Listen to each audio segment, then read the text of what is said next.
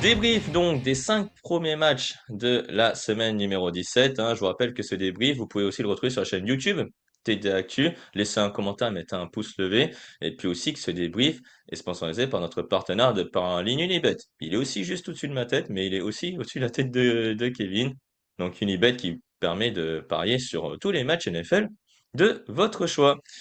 Kevin, le programme de ce débrief, on va parler notamment de la NFC Nord, des Lions notamment et des Packers, les Lions qui devaient rester en vie pour espérer décrocher les playoffs. Ensuite, on va parler de l'AFC Sud, l'AFC Ouest, pardon, avec les Chargers et les Broncos, mais aussi les Texans qui devaient gagner pour espérer aller en playoff. Et puis enfin un dernier match pour terminer, la NFCS avec un match sans enjeu entre les Commanders de Washington et les Dallas Cowboys. On va commencer donc par les Detroit Lions. Ils étaient dos au mur, les Lions, après leur défaite à domicile contre les Steelers. Ils se déplaçaient donc chez un rival de division, les Minnesota Vikings. Et Kevin, ils ont mis tout leur cœur, on va dire, à le perdre. Ce match, clairement, parce que les Lions se sont, comme dit très bien Victor Rouillet, sabordés dans ce match du côté des Vikings. Donc, défaite des Lions 23-10 et surtout 6 pertes de balles et 5 sacs concédés. On peut le dire, Kevin, les Lions ne méritaient pas d'aller en playoff. Non, bah finalement, c'est un peu à l'image de leur saison où ils n'ont jamais vraiment trouvé la bonne carburation. On a retrouvé par moments les Lions des 2 saisons précédentes, mais la plupart du temps, c'était quand même assez poussif. Et ce match est finalement à l'image de ça, avec beaucoup de turnovers, beaucoup trop, pour espérer aller en playoff face à des Vikings qui étaient pourtant largement prenables, des Vikings qui sont pas terribles cette saison. Et ça pose un point d'interrogation. Est-ce que Jared Goff est bien le quarterback de l'avenir des Lions, tant cette saison a mis en lumière beaucoup de ses faiblesses? Eh ben tiens, justement, j'aimerais te poser la question là-dessus parce que tu fais bien d'en parler. C'était une de mes questions dans mes notes. Jared Goff, là, la prestation qu'il a fait, c'est pas terrible, hein. 3 fumbles perdus, 2 interceptions, un troisième carton quasiment en enfer.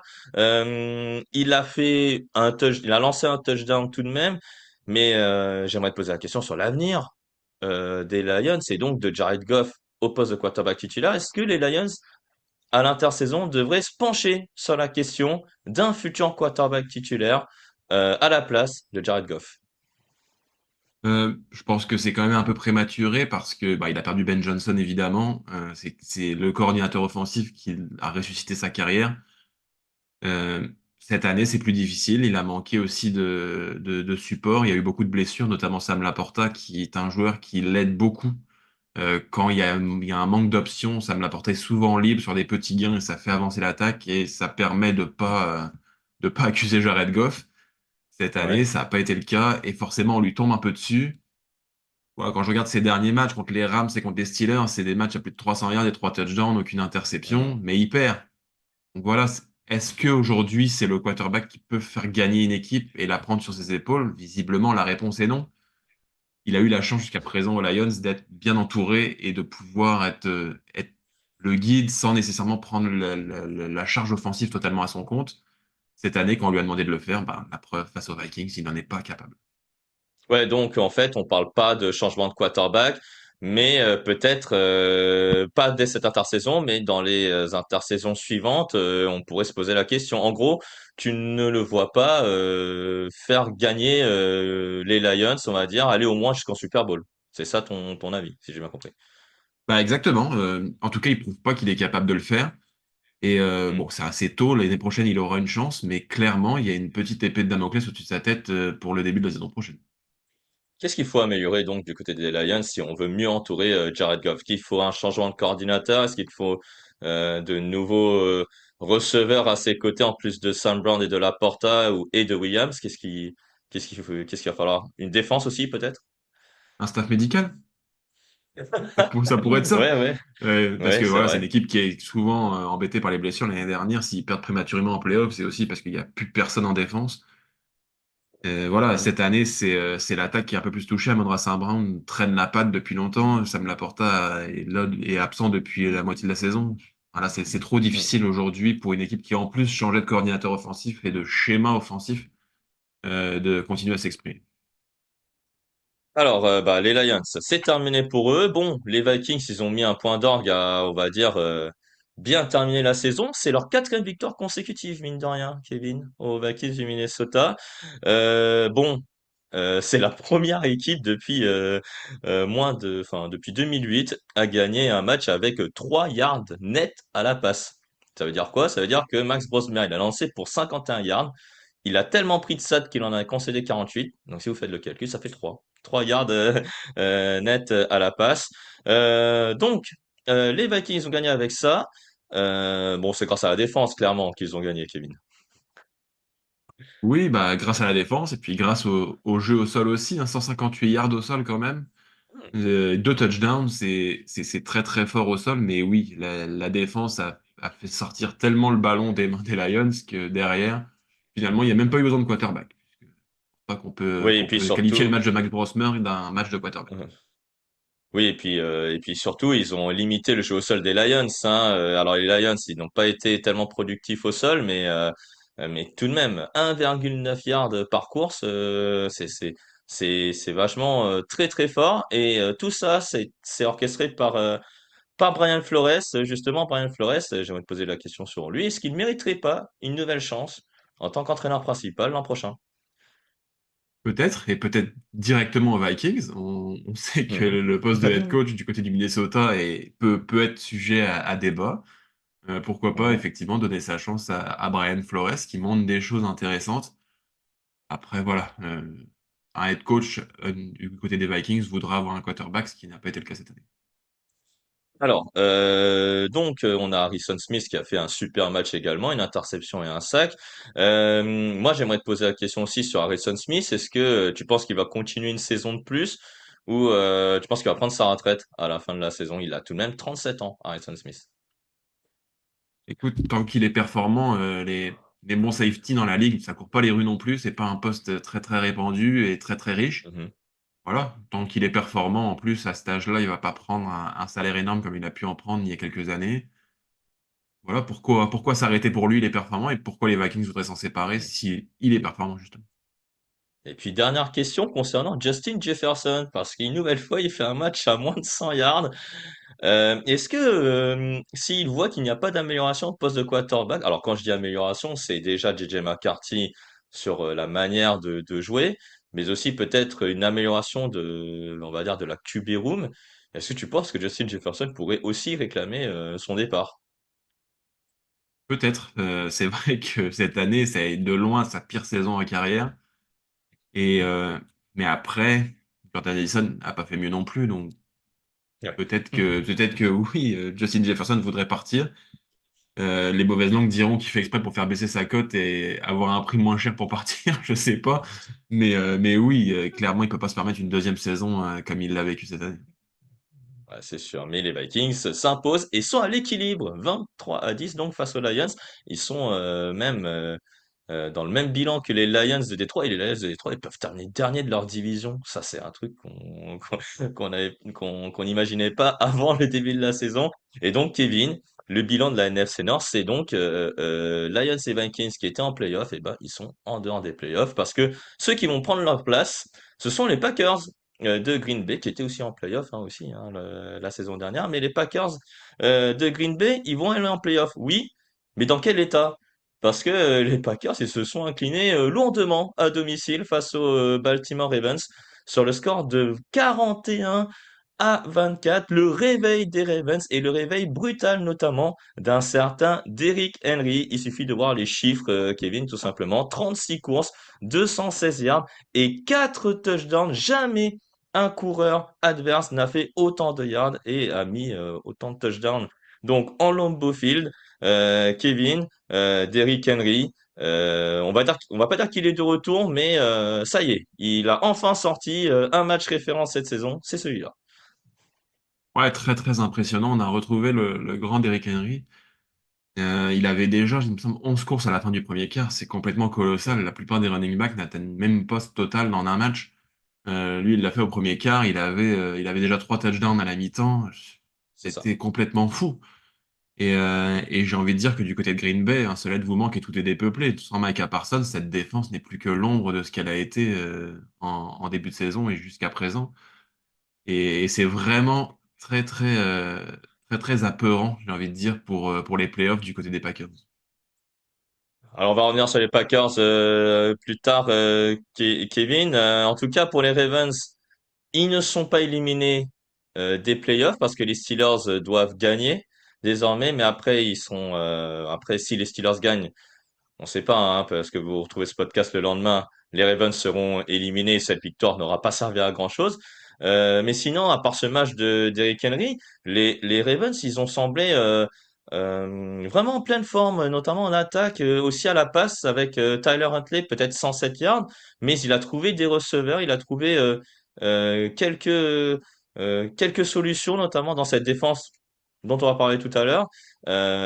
Mais sans Lamar Jackson, enfin les Ravens trouvent un moyen de gagner et ça c'est rassurant, peut-être pour la saison prochaine, mais aussi pour d'éventuels playoffs. Ouais, Tyler Huntley, vraiment pas mal. Il a trouvé 6 receveurs différents. Il a été aussi évidemment très présent au sol avec 8 courses et 60 yards. Il a fait finalement un peu ce qu'on attendait que Lamar Jackson fasse cette année et qu'il n'a jamais Mhm. semblé en mesure de faire.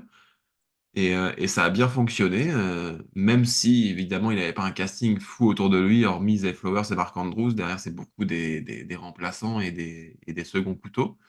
Mais ça a fonctionné. Évidemment, c'est toujours plus facile quand on a un running back qui fait plus de 200 yards et 4 touchdowns de performer à la passe. Mais quand même, c'est à noter que on tient peut-être en Tyler Huntley un des tout meilleurs quarterbacks remplaçants de cette ligue. Effectivement. Donc les Packers, on va revenir dessus. Il y avait 27-24 avant le dernier quart-temps, Kevin. Puis ensuite, 14 points de suite ont eu raison des Packers, mais ces 14 points de suite, Kevin, dont notamment le touchdown de Zay Flowers, euh, avec la défense qu'ils ont, jamais ces points normalement n'auraient dû être pris. Qu'est-ce qui s'est passé? Prendre 41 points à domicile, surtout face à une équipe des Ravens qui ne mettait pas un pied devant l'autre. Est-ce qu'il y a une faute professionnelle de la part du staff défensif ou alors c'est que les individualités ont lâché depuis que Micah Parsons est sur le flanc? Bah, en tout cas, moi, je vois vraiment un lien de cause à effet avec l'absence de Micah Parsons, parce que dès qu'il a été absent, c'est l'image que cette défense des Packers a renvoyée, et c'est de pire en pire chaque semaine. Vraiment, il s'était revenu dans ce match, et la Mhm, défense avait juste besoin d'un stop ou deux pour permettre à l'attaque mhm, de reprendre possession du ballon et revenir complètement dans ce match, et pourquoi pas passer devant. Et ils n'ont jamais été en mesure de le faire, même en poussant cette attaque des Ravens en troisième tentative, même des troisième et longue. À chaque fois, ils se faisaient prendre sur des jeux très basiques, notamment de la part d'Eric Henry en 3e et 6. Je me souviens, il prend le ballon et il franchit le rideau défensif sans le moindre problème. Donc mhm. voilà, les joueurs défensifs doivent en faire plus. On n'a pas senti la volonté de casser cette équipe des Ravens. Vraiment, manque de volonté, manque d'envie. Et oui, il y a un énorme joueur à combler, mais il faut qu'ils le fassent. Et ils ont le talent pour le faire, mais il faut en avoir envie pour ça. On n'est pas justement sur des problèmes de coaching d'un coup de la part de Matt Lafleur et de son staff pour ne pas, on va dire, remobiliser cette défense après la perte d'une grande star comme Micah Parsons. Il y a sûrement de ça, c'est jamais uniquement de la faute des joueurs. Et oui, le staff doit trouver des solutions. Est-ce qu'ils n'ont pas fait les ajustements nécessaires? C'est possible. C'est sûr qu'on ne joue pas de la même façon avec Micah Parsons et sans Micah Parsons. Et peut-être Mm. que s'ils essayent de rester dans la même optique, c'est peut-être ça qui pose problème, effectivement. Mais voilà, il y a un manque d'envie clair quand même sur le terrain. Mais justement, ceux qui avaient envie, c'était peut-être l'attaque. Avec Malik Willis, 18 sur 21, 288 yards et un touchdown, 9 courses, 60 yards, 2 touchdowns. Sa blessure a tout de même été un des tournants du match, on va dire, parce que les Packers étaient en train de revenir. Et si Malik Willis a une chance après de récupérer le ballon, je pense que les Packers auraient gagné ce match. Mais Malik Willis, Kevin, est-ce qu'il mérite une place de titulaire pour la saison prochaine? Parce que vu ce qu'il a montré sur les deux derniers matchs, avec l'échantillon qu'il a montré, ça peut être une solution pour certaines équipes en manque d'un quarterback titulaire. Complètement. Malik Willis, aujourd'hui, à chaque fois qu'il rentre, il fait des différences. Je suis pas loin de penser qu'il est même plus efficace que ce qu'a montré Jordan Love cette année, tant que quand il rentre, il crée un impact réel. Et il est aussi capable de courir très efficacement. Il fait encore 60 yards en 9 courses, 2 touchdowns, et un autre à la passe, 288 yards. Voilà, c'est un quarterback qui est capable de prendre le jeu à son compte. En tout cas, il l'a fait face aux Ravens. Est-ce qu'il s'adapterait aussi bien à un autre système que celui des Packers? Je sais pas. Mais en soi, je le vois pas infiniment inférieur à Jordan Love. Ouais, c'était la soirée des anciens. Je fais référence à ton t-shirt des anciens des Tennessee Titans C'est vrai. avec Derrick Henry, Malik Willis, hein, notamment, qui ont brillé sur ce match. Et malheureusement, bah, les Packers, ils s'inclinent. Et il faut le dire qu'on est très inquiet pour les playoffs. C'est à se demander si on va faire un tour et puis s'en va. Voilà, du côté des Green Bay Packers qui s'inclinent donc à domicile 41-24. Donc face aux Baltimore Ravens. On va passer, on va dire, de l'autre côté du pays avec les Kansas City Chiefs qui recevaient les Denver Broncos. Les Denver Broncos, la mission était simple, gagner pour espérer remporter la FC West. Ça a mis du temps, Kevin, ça a mis du temps. 20-13 sur un touchdown de RJ Harvey à quelques minutes de la fin du match. Et puis les Chiefs qui loupent une quatrième tentative sur une passe pour Marquis Brown de la part du quarterback, troisième quarterback même, Chris Oladokun. Euh, Comment tu la qualifies cette victoire des Broncos? Est-ce que c'est une victoire inquiétante pour la suite de la saison ou est-ce qu'elle est un peu fondatrice pour solidifier les bases et pour repartir de plus belle pour les playoffs? Bah, c'est un peu ce que les Broncos nous montrent depuis le début de la saison. C'est une équipe qui gagne beaucoup, mais c'est une équipe qui gagne souvent à l'arraché. Voilà, il y a eu des victoires 20-12 contre les Titans, 10-7 contre les Raiders, 18-15 contre des Texans qui étaient complètement moribonds à ce moment-là, 27-26 en prolongation contre Washington, 24-17 à nouveau contre les Raiders. Voilà, c'est très dur sur des matchs qui semblent largement à leur portée. On dirait que finalement, ils ne font jamais plus que ce qu'ils ont besoin de faire. Et c'est ce qu'ils ont fait cette fois face aux Chiefs. Le premier match face aux Chiefs, c'était un peu pareil, c'était à une possession tout le long. Donc voilà, c'est les Broncos, mais voilà, ils ont cette défense énorme et on dit que les défenses gagnent des championnats. On verra en playoff, mais en tout cas, c'est un prétendant très sérieux.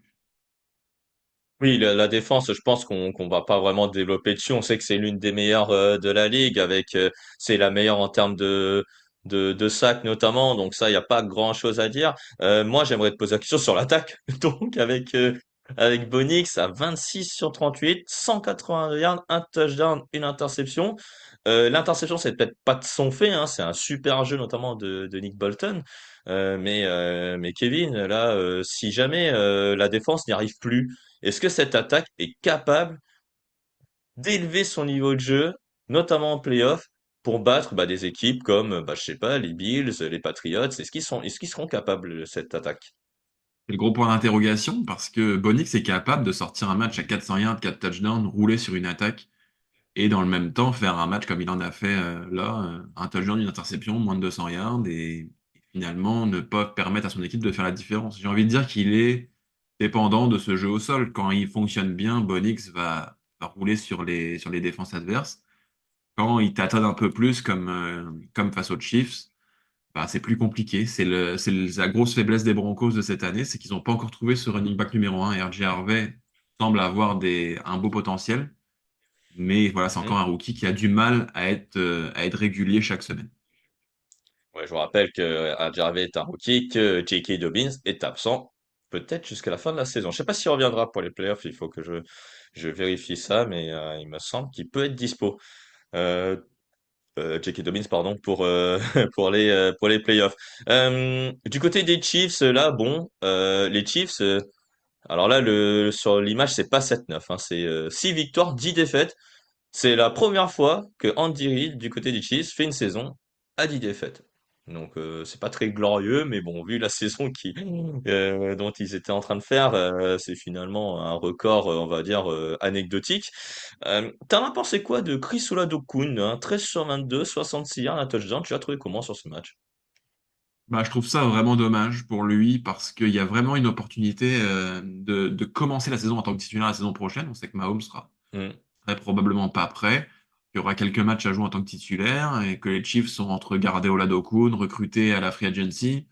On sait pas trop. Là, Oladokun ne montre pas qu'il peut être le quarterback qui va permettre aux Chiefs de rester dans la course au playoff avant le retour de Mahomes. Euh, donc c'est un petit peu dommage, je trouve. Ouais, c'est dommage, surtout cette passe pour Marquise Brown qui était pourtant libre et qui aurait peut-être dû permettre aux Chiefs peut-être d'arracher une éventuelle prolongation. Mais bon, voilà, les Chiefs concèdent leur 10e défaite de la saison face donc aux Denver Broncos. Défaite 20-13. Et si les Broncos ont gagné, donc ils ont mis la pression sur les Chargers. Kevin, les Chargers donc devaient gagner. C'était samedi soir face aux Houston Texans. Les Los Angeles Chargers devaient gagner. Ils étaient à domicile, enfin à domicile, enfin ça dépend de comment on regarde le match, mais ils recevaient les Houston Texans et manque de peau. Les Chargers s'inclinent à domicile 16-20 face aux Houston Texans. Après notamment un très mauvais début de match, Kevin, hein, des Chargers. Ils ont encaissé rapidement un 14-0 sur deux touchdowns longue distance de CJ Stroud pour Jaden Higgins et Jalen Noel, justement, qui est sur le titre d'ailleurs du résumé de Raoul Villeroy, cadeau de Noël. Voilà. Bonne fête d'ailleurs, une nouvelle fois, pour ceux qui viennent de nous rejoindre. Houston est en playoff, on en parlera tout à l'heure, mais les Chargers, ils ont loupé le coche, alors que pourtant Justin Herbert, à 21 sur 32, 236 yards, un touchdown, une interception, a été super courageux, j'ai envie de dire, une nouvelle fois. Ouais, les Chargers ont fait ce qu'ils ont pu. Bon, ils ont été victimes quand même d'une décision arbitrale un peu spéciale sur la toute fin du Ouais, match, ça c'est vrai. qui aurait pu changer le destin de cette rencontre. Mais voilà, les Texans, c'est quand même extrêmement solide défensivement. Justin Herbert, tu l'as dit, a été courageux. Il a fait ce qu'il a pu avec ses moyens. Mais qu'est-ce qu'ils sont durs à prendre, ces Texans défensivement. Ça va être assez intéressant à voir en playoff comment les autres équipes de la FC vont pouvoir marquer à cette point à cette défense des Texans pour les éliminer parce que en ce moment, c'est pas loin d'être l'équipe la plus efficace dans ce domaine. Oui, justement, la défense des Texans, Kevin, est-ce que tu vois cette défense amener cette équipe des Texans très très loin en playoff? Parce que là, ils sont qualifiés. Est-ce que tu penses que cette défense va les emmener très très loin, au moins jusqu'en finale de conférence, voire jusqu'au Super Bowl? Bah, aujourd'hui, je suis pas loin de penser que cette défense peut leur permettre, oui, de battre les Patriots, de battre les Bills notamment, qui sont les grosses attaques actuelles du côté de la l'AFC en playoff. Donc pourquoi pas? Les Texans au Super Bowl, ça serait pas complètement fou au vu de cette défense qui est capable je pense, de mettre sous les tailloirs des Drake May, des Josh Allen et comme ça. Ouais, je vous rappelle, hein, le match de la défense des Texans, une interception, 5 sacs, 8 quarterback hits, 2 fumbles forcés, même pas récupérés, mais tout de même, ils ont mis une pression énorme sur Justin Herbert, qui à un moment, je pense qu'il en avait un peu marre de se prendre la pression par toute cette défense. Mais sinon, pareil, je vais te poser la même question concernant les Texans que celle que j'ai posée avec les Broncos, pardon. Super début de match, hein, de l'attaque des Texans, hein, avec CJ Stroud. Mais quand je regarde finalement le match de CJ Stroud en global, Kevin, finalement, c'est un match moyen, on va dire, du quarterback des Texans. Si la défense n'y arrive plus, est-ce que cette attaque est capable donc de lever son niveau, si jamais, d'élever son niveau, bah, si jamais la défense n'y arrive pas? Bah, c'est la grosse question autour de CJ Stroud. Il a fait une saison rookie extraordinaire il l'a déjà placé très haut dans la hiérarchie des quarterbacks selon pas mal d'observateurs. Et finalement, sa saison 2 était assez cata. Sa saison 3 c'est un peu mieux, mais aujourd'hui, c'est finalement plus un quarterback moyen, gestionnaire, plutôt qu'un vrai leader de franchise qui peut les amener très haut. Et pourtant, il a du matériel intéressant. Jaden Higgins, c'est vraiment pas mal en tant que rookie. Nico Collins, c'est dans les top receveurs. Même Dalton Schultz en tight end, ça peut vraiment faire des bons matchs. Et pourtant, il n'y arrive pas, CJ Stroud. Que, ouais, tant que la défense tient, j'ai envie de dire qu'il est suffisant. Mais si à un moment donné, cette défense craque un peu, prend 20, 25, 30 points, j'ai des doutes sur CJ Stroud quand même. Et puis sur le match, justement, ils ont mis 14 points, ils auraient pu continuer dessus. Toi, tu le vois ça comment par rapport au match que tu as regardé? Est-ce que c'est la défense des Chargers qui était meilleure ou alors c'est l'attaque est devenue limite un peu plus conservatrice, on mise plus sur du jeu au sol avec Woody Marks comment tu l'expliques ça? Plus la défense meilleure ou l'attaque qui était un peu plus conservatrice? J'ai le sentiment que le coaching offensif des Texans a un peu suivi le mood du match. CJ Stroud a commencé très fort, donc ils lui ont donné les ballons, ils l'ont laissé lancer. Il Hmm. se fait intercepter 2 fois, donc hop, ils prennent un petit pas de recul et ils donnent le ballon à Woody Marks pour essayer d'avancer au sol. Mais quand on est aussi unidimensionnel d'un côté ou de l'autre, voilà, l'équipe adverse prend la mesure du match. C'est ce que les Chargers ont fait. Et c'est ce qui aurait pu leur permettre de gagner si l'arbitrage n'avait pas été aussi bizarre en fin de match. Et ouais, c'est vrai que alors cette faute, justement, on va en parler un peu, Kevin, mais c'est la justification, c'est contact illégal sur un receveur de la part d'un défenseur. Sur le ralenti, j'ai rien vu de tel, mais une nouvelle fois, l'arbitrage et ces fautes, entre guillemets, imaginaires, est-ce que là aussi, il faudrait pas peut-être poser des questions sur ce genre de fautes? Quelle est la définition propre? Est-ce que tu vois là aussi pour l'intersaison une refonte de l'arbitrage à faire concernant certains drapeaux jaunes lancés? Pas l'impression. Ça fait plusieurs saisons qu'on voit ce genre de cas. J'ai un peu de mal à comprendre pourquoi on ne laisse pas un peu plus jouer en fin de match. Le rôle des arbitres, c'est oui, siffler les fautes évidentes, mais c'est aussi de ne pas interférer complètement sur le résultat d'un match. Et là, ils ont carrément donné la victoire aux Texans en fin de match. Mm, Quand on voit l'action, c'est une action qui aurait dû être laissée jouer complètement. Je veux dire, il n'y a pas plus faute de l'un que de l'autre. mm, Ou alors on siffle 2 pénalités, on les annule et on rejoue. Mais mm. là, C'est ça. il passe pour un parti pris alors que c'est pas le rôle des arbitres du tout d'agir de la sorte. Et puis surtout qu'il y avait quelques minutes avant, les Chargers aussi avaient récupéré le ballon, mais finalement il y a un roughing de passeur très très sévère sur le linebacker Diane Henley, qui pour moi m'avait complètement aussi euh, étonné. Donc c'est un match peut-être que les Chargers perdent à cause des décisions arbitrales, mais malheureusement aussi c'est ce début de match qui les handicape, ce 14-0 qui malheureusement a permis et a suffi aux Texans pour s'imposer sur la pelouse des Chargers. Donc score final 20-16. Et puis pour terminer, un match où il n'y avait pas d'enjeu. C'était le tout premier match, il me semble, hein, de la soirée de Noël, hein, le 25 décembre, que j'espère vous avez pu suivre sur Netflix, notamment. Donc, Kevin, victoire des Cowboys de Dallas, 30-23 sur la pelouse des Commanders de Washington. Donc, c'était un duel de division, certes, voilà, il y avait 24-10 à la mi-temps. La première période était à l'avantage de Dallas. Et la deuxième mi-temps était un peu plus pour les Commanders. Euh, une stat étonnante, notamment, Kevin, c'est ce 6 sur 6 en quatrième tentative pour Dallas. Est-ce que c'est là où ça s'est joué le match? Oui, probablement, les moments où ça compte le plus, c'est là que ça s'est joué. Après, les Cowboys auraient quand même dû tuer ce match beaucoup plus rapidement. Mm. Quand on se joue un match comme ça à 7 points, bon, c'est sûr, il n'y avait pas d'enjeu. Peut-être que les deux équipes ne se sont pas données à fond non plus, mais oui, les Cowboys doivent tuer ce match bien avant. Ouais, justement, 24-10 à la mi-temps, il ne tue pas forcément le match. T'as pensé quoi de la prestation de l'attaque, notamment des Commanders, avec un touchdown en termes de cross qui mérite en pleine interview de la légende Clinton Portis sur le direct. Donc, 4 touchdowns en 3 matchs quand même hein, pour Jacko et Cross qui mérite. Est-ce que pour toi, c'est un futur running back numéro un pour les Commanders? Bah, je pense que sur cette fin de saison, en tout cas, il est en train de se mériter un rôle pour la saison prochaine. C'était pas Mhm. forcément le cas. Il avait une grosse hype en début de saison, qu'il n'a pas du Mhm. tout confirmé. Il est retombé un peu plus bas dans la hiérarchie. Puis là, il reprend sa place finalement en cette fin de saison. Et je pense qu'il faudra voir aussi ce que les Commanders font à la draft. On sait qu'il y a beaucoup de running backs qui arrivent toujours d'université et qui prennent des places très très vite dans la hiérarchie. Ça a été le cas de Cross mérite d'ailleurs cette année.